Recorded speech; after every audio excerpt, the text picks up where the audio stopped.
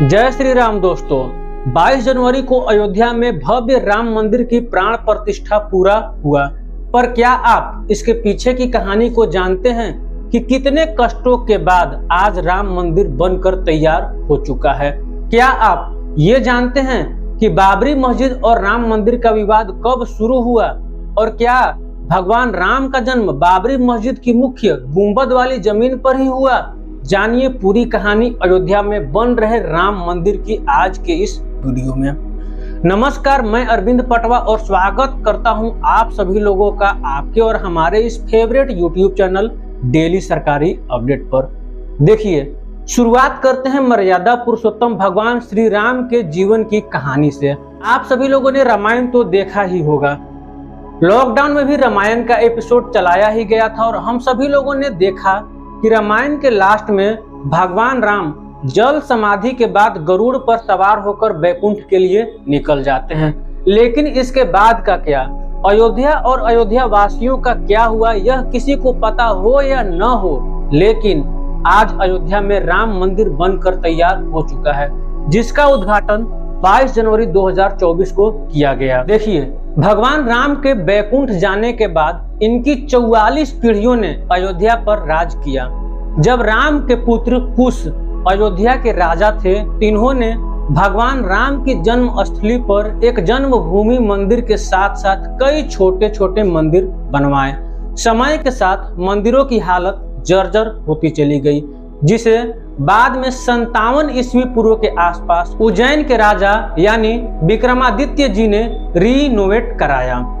लेकिन अप्रैल 1526 में बाबर के भारत आने के बाद मुगल शासन की शुरुआत होती है और 1528-29 में बाबर अयोध्या जाता है और अपने सेनापति मीर बकी से मंदिरों को तोड़कर मस्जिद बनवाने का आदेश दे देता है और मीर बाकी मंदिरों को तोड़कर वहां पर मस्जिद बनवा देता है और हिंदुओं के अंदर आने पर रोक लगा देता है। और फिर लगभग 190 साल बाद यानी 1717 ईस्वी में आमेर के राजा जयसिंह द्वितीय ने मस्जिद के बाहर जमीन देखकर आंगन में एक चबूतरा बनवा देते हैं, जहां पर रामलला की मूर्ति को स्थापित किया जाता है। अब यहाँ होता क्या है कि मस्जिदों के अंदर तो मुस्लिम नमाज करते थे, जबकि बाहर चबूतरे पर हिंदू भगवान राम की पूजा किया करते थे। ऐसा कई सालों तक चलता रहा। फिर बाद में हिंदू समुदाय के लोगों का यही कहना था कि इस मस्जिद की जगह पर राम मंदिर था, जिसको बाबर के समय में तोड़कर मस्जिद बना दी गई थी और अब हमें यहाँ फिर से राम मंदिर बनवाना है, जिससे मुसलमानों के द्वारा इसका भारी विरोध किया जाता है और फिर यहीं से हिंदू और मुसलमानों के बीच में लड़ाई शुरू हो जाती है। कई जगह पर दंगे होते हैं। 1859 में मामला कुछ सालों के लिए तो सुलझ जाता है। अब होता क्या है कि 1885 में अखाड़ा के महंत यानी रघुवर दास फैजाबाद डिस्ट्रिक्ट कोर्ट में राम चबूतरे पर छतरी बनाने के लिए अपील करते हैं, लेकिन उनकी अपील को खारिज कर दिया जाता है। अपील के खारिज होने से हिंदू कम्युनिटी में रोष की स्थिति पैदा हो जाती है और जगह जगह हिंसा शुरू हो जाती है। इस हिंसा में मस्जिद और राम चबूतरे के बीच बनी फेंसिंग के साथ साथ मस्जिद की दीवार को भी तोड़ दिया जाता है। ब्रिटिश सरकार द्वारा दीवार को फिर से बनवाने के साथ एक रूल बनता है।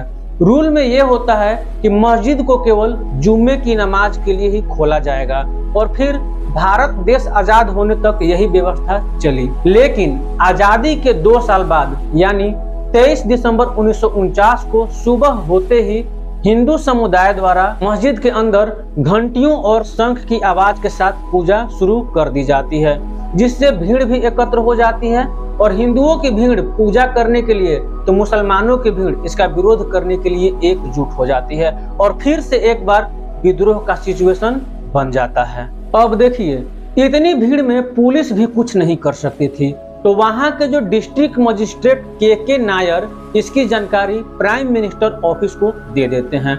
जब यह मामला दिल्ली पहुंचता है तो इस समय प्रधानमंत्री जवाहरलाल नेहरू थे।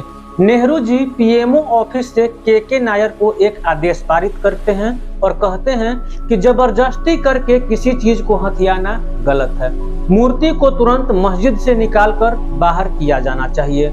इसके जवाब में के नायर पीएम को एक लेटर लिखकर कहते हैं कि यहाँ की सिचुएशन को देखते हुए मूर्ति को किसी भी हालत में बाहर नहीं निकाला जा सकता, क्योंकि यहाँ के पुजारियों का मानना है कि बिना पूजा हवन किए मूर्ति को वहां से उठाया तो पाप लगेगा। अब पीएमओ की तरफ से भी के नायर के पास एक रिप्लाई आता है कि आपको जो आदेश दिया गया है उसका पालन कीजिए और मूर्ति को बाहर निकालिए। तो इस आदेश के जवाब में के नायर पीएमओ को 2 सुझाव लिखकर भेजते हैं। पहला तो यह कि यहाँ पर सिचुएशन आउट ऑफ कंट्रोल है, मस्जिद की सुरक्षा और लोगों की भीड़ को देखते हुए मस्जिद के बाहर एक जाली नुमा गेट लगाना होगा, जिससे मस्जिद को कोई नुकसान नहीं होगा और सभी लोग बाहर से दर्शन कर पाएंगे। और दूसरा यह कि इस मामले को कोर्ट को सौंप देना चाहिए, जिससे कोर्ट का मामला आने तक सब लोग शांत रहेंगे। अब इन सुझावों के साथ ही के नायर ने अपना रिजाइन भी दे दिया। इनके रेजिग्नेशन को तो स्वीकार नहीं किया गया, लेकिन पीएमओ को उनका सुझाव बहुत पसंद आया और यह मामला कोर्ट में चला जाता है और इस तरह रामलला की मूर्ति मंदिर में ही रहती है। अब हिंदू पक्ष से तो निर्मोही अखाड़ा और मुस्लिम पक्ष से सुन्नी वक्फा द्वारा एक केस फाइल किया जाता है, जिसमें निर्मोही अखाड़ा कहता है कि यहाँ पर शुरुआत से ही राम मंदिर था और अब तो मूर्ति भी यहाँ है, तो इसका पूरा अधिकार हमें दे दिया जाए ताकि हम यहाँ पर राम मंदिर बना सकें। वहीं सुन्नी वक्फा कहते हैं कि यहाँ पर शुरुआत से ही मस्जिद रही है, तो इसका पूरा कंट्रोल हमें मिलना चाहिए। तकरीबन 20 से 25 साल तक यह दोनों केस कोर्ट में रहते हैं। अभी तक यहाँ पर कांग्रेस पार्टी सत्ता में थी।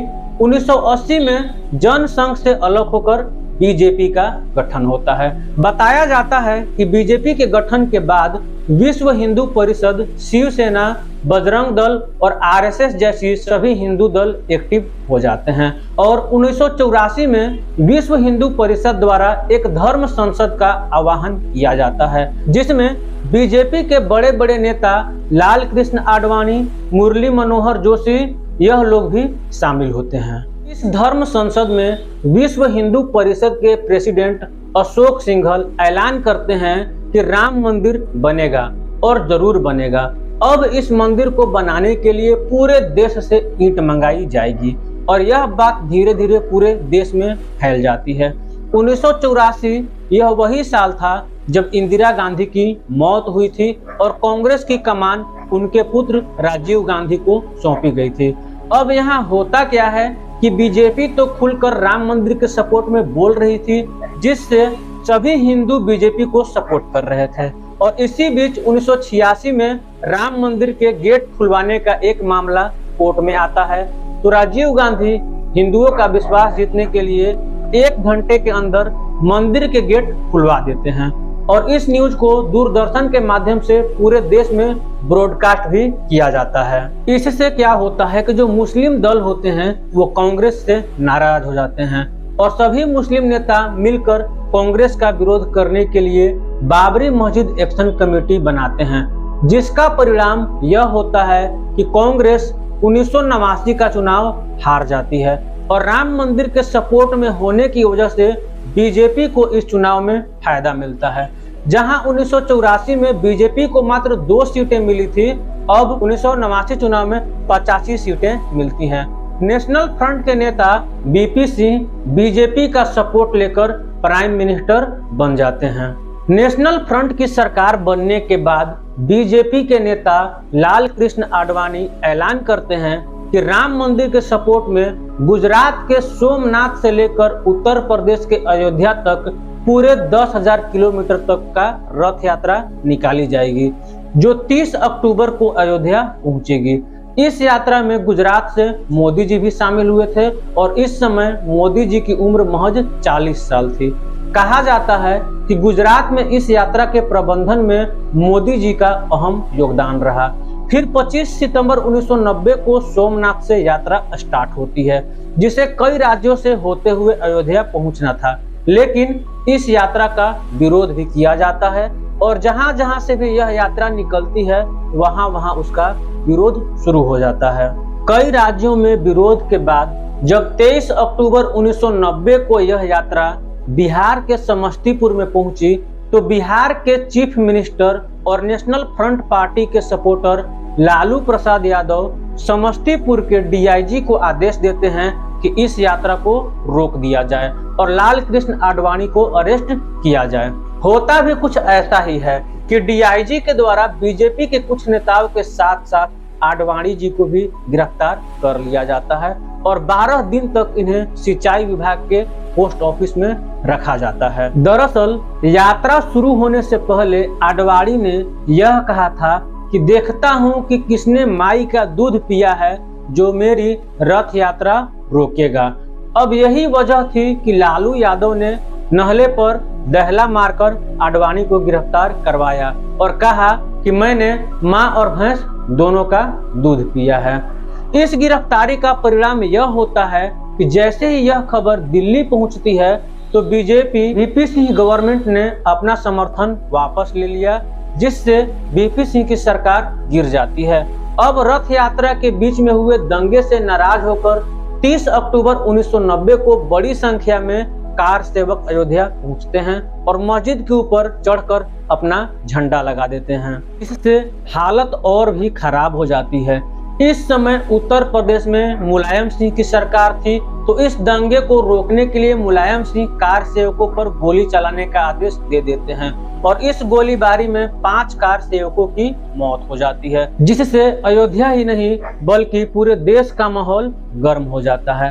उमा भारती, अशोक सिंघल, स्वामी वामदेव जैसे बड़े हिंदूवादी नेता अलग अलग दिशाओं से 55,000 कार सेवकों के साथ गुस्से से भरे हुए हनुमानगढ़ी की ओर बढ़ते हैं। साई हुई भीड़ को देखकर पुलिस फायरिंग शुरू कर देती है, जिससे कई कार सेवक मारे जाते हैं और फिर इनकी लाशों को रखकर विरोध प्रदर्शन किया जाता है और मुलायम सिंह यादव को मुल्ला मुलायम का टाइटल दे दिया जाता है। और इसी का परिणाम था कि 1991 के चुनाव में मुलायम सिंह को हार का सामना करना पड़ता है और उत्तर प्रदेश में बीजेपी सरकार के मुख्यमंत्री बनते हैं कल्याण सिंह। लेकिन 1991 में राजीव गांधी की मौत होने की वजह से लोगों की सहानुभूति कांग्रेस को मिलती है, जिससे सेंटर में कांग्रेस की सरकार बनती है और प्राइम मिनिस्टर बनते हैं पीवी नरसिम्हा राव। यूपी में बीजेपी की सरकार बनने के बाद 10 जनवरी 1991 को अयोध्या के पुजारियों की सहमति से 2.77 एकड़ भूमि न्याय ट्रस्ट को दे दी जाती है। यह ट्रस्ट राम मंदिर के लिए जगह बनाने के लिए कंस्ट्रक्शन चालू कर देता है, लेकिन इसका मामला पहले से ही कोर्ट में चल रहा था, जिस वजह से कोर्ट द्वारा कंस्ट्रक्शन पर बैन लगा दिया जाता है। बैन लगने के बावजूद मंदिर बनाने के लिए 1992 में फिर से कार सेवकों का आह्वान किया जाता है। इस समय यूपी में तो बीजेपी की सरकार थी, लेकिन केंद्र में कांग्रेस की सरकार थी। केंद्र और राज्य सरकारों को यह डर था कि फिर से पहले जैसे सिचुएशन ना बन जाए, इसलिए 30 अक्टूबर 1992 में प्रधानमंत्री पीवी नरसिम्हा विश्व हिंदू परिषद और शिया सुन्नी बोर्ड दोनों के लीडर्स की मीटिंग के लिए दिल्ली बुलाते हैं, लेकिन इस मीटिंग में कोई खास निष्कर्ष नहीं निकलता है और विश्व हिंदू परिषद के नेता आपस में ही एक प्राइवेट मीटिंग करके 6 दिसंबर को फिर से कार सेवकों को बुलाने का ऐलान कर देते हैं। तो कांग्रेस के प्राइम मिनिस्टर यानी पीवी नरसिम्हा यूपी के चीफ मिनिस्टर कल्याण सिंह को रेसिडेंशियल रूल लागू करने के लिए बोलते हैं, लेकिन कल्याण सिंह आश्वासन देकर मना कर देते हैं और कोर्ट में हल्फनामा देते हैं कि यहाँ पर कोई हिंसा नहीं होगी और इसकी जिम्मेवारी राज्य सरकार को होगी और किसी भी सिचुएशन में कार सेवकों पर गोलियां नहीं चलाई जाएगी। अब देखिए 6 दिसंबर 1992 को 2 लाख से ज्यादा कार सेवक अयोध्या पहुंचते थे। इस समय बीजेपी के कुछ नेताओं पर अयोध्या आने पर रोक लगा दी जाती है और यही वजह है कि उमा भारती सिर मुंडवा कर वहां पहुंचती हैं ताकि कोई उन्हें पहचान ना पाए।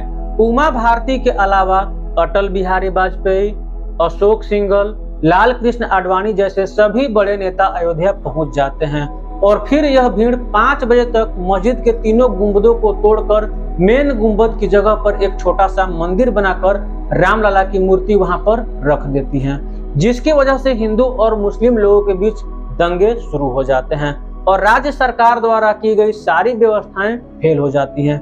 हजारों की संख्या में लोगों की मौत होती है और सेंट्रल गवर्नमेंट द्वारा यूपी में प्रेसिडेंशियल रूल लागू कर दिया जाता है, जिसके बाद कल्याण सिंह मुख्यमंत्री पद से अपनी इस्तीफा दे देते हैं। अब यह मुद्दा इंडिया तक ही सीमित नहीं रहता, बल्कि इसके विरोध में पाकिस्तान और बांग्लादेश में हिंदुओं की दुकानें जलाई जाती हैं, उन्हें लाठियों से मारा जाता है और कई हिंदू मंदिर तोड़ भी दिए जाते हैं। अब जब 2001 में बीजेपी पार्टी से अटल बिहारी वाजपेयी की सरकार बनती है तो विश्व हिंदू परिषद द्वारा सेंट्रल गवर्नमेंट को बोला जाता है कि अयोध्या में राम मंदिर बनाने का काम शुरू करवाओ और अगर सरकार से नहीं हो रहा है तो हमें बता दो, फिर हम मंदिर बनवाएंगे। अब जब सरकार की तरफ से कोई प्रतिक्रिया नहीं मिलती तो 15 अक्टूबर 2002 में विश्व हिंदू परिषद सैकड़ों कार्यकर्ताओं को बुलाकर मंदिर का निर्माण शुरू कर देती है। जब यह कार्यकर्ता अयोध्या से लौटकर जा रहे थे तो जैसे ही इनकी ट्रेन गोधरा पहुंचती है तो भड़के हुए लोगों द्वारा ट्रेन में आग लगा दी जाती है, जिससे 58 लोगों की मौत हो जाती है। इसके बाद एक बार फिर से देश का माहौल गर्म हो जाता है, जिससे कोर्ट मामले में तेजी करने की कोशिश करती है और फिर ASI यानी आर्कियोलॉजी जर्नी ऑफ इंडिया को इस मंदिर के आसपास खुदाई करके रिलेटेड साक्ष्य निकालने के लिए बोला जाता है। तकरीबन 6 महीने की खुदाई के बाद ASI की रिपोर्ट आती है, जिसमें 10वीं और 12वीं सेंचुरी के हिंदू मंदिर के अवशेष मिलते हैं, जिसके आधार पर 30 सितंबर 2010 को कोर्ट का फैसला आता है, जिसमें कोर्ट पहली बार यह मानती है कि यहाँ पर राम जन्मभूमि थी और इस भूमि को 3 भागों में बांट दिया जाता है। जो सीता रसोई और चबूतरा है वो निर्मोही अखाड़ा को दे दिया जाता है और सेंटर एरिया राम भूमि न्यास को दिया जाता है और बाकी का एरिया सुन्नी वक्फ बोर्ड को दे दिया जाता है। लेकिन कोई भी पक्ष इस फैसले पर अग्री नहीं करता है और 2011 में यह मामला सुप्रीम कोर्ट के पास चला जाता है और लगभग फिर से 6 साल तक सुप्रीम कोर्ट में पेंडिंग रहने के बाद 2017 में इस केस की सुनवाई शुरू होती है और लगभग 2 साल के बाद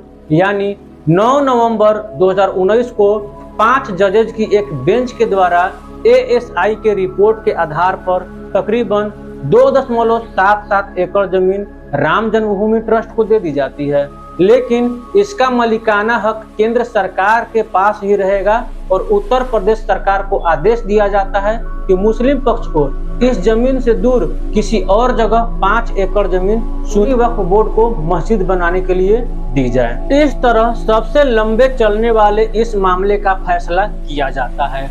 तो जब इस मामले का फैसला आया तो किसी भी पक्ष द्वारा ना तो कोई हिंसा की गई और ना ही किसी पक्ष ने इस फैसले का विरोध किया और फिर 5 अगस्त 2020 को प्रधानमंत्री नरेंद्र मोदी अयोध्या पहुंचकर मंदिर का शिलान्यास करते हैं, जिसके बाद मंदिर बनना शुरू हो जाता है।